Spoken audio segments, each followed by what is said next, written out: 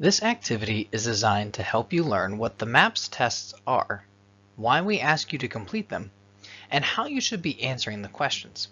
Please watch the video in its entirety, then follow the directions to answer the questions. For this activity, the desired results are to determine what MAPS tests are given, define the purpose of MAPS testing, and to discuss the importance of taking the test honestly and giving your best effort. Whether or not you've heard of the MAPS test before, you may not be quite sure what they are.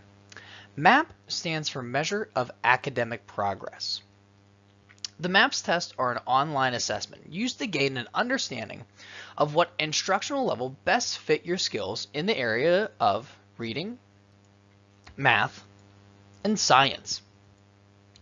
These assessments are taken 3 times per school year to see how you've grown in your skills since the first time you took the assessment.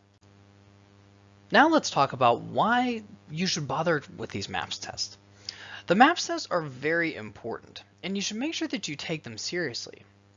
Your guidance counselor and teachers use the results from the MAPS test to measure how much you know today and how much more you know since the last time you took the MAPS test.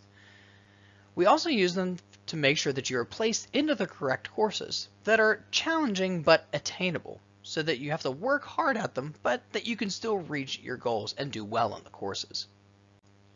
Whenever you go to take your MAPS test, here are a couple things that we recommend that you think of and keep in mind. First, make sure that you answer each question honestly.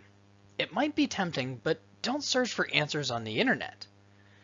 Also, don't ask anyone at home to help you with the assessment. The reason that we don't want you looking online or trying to get help from somebody is that we want to know what you know, not what you know with help. Make sure that you take your time, as there is no time limit, so there's certainly no rush. Make sure that you show us what you do know, give it your best effort, but don't sweat it if you see a question that you aren't quite sure how to answer. Just give us your best effort.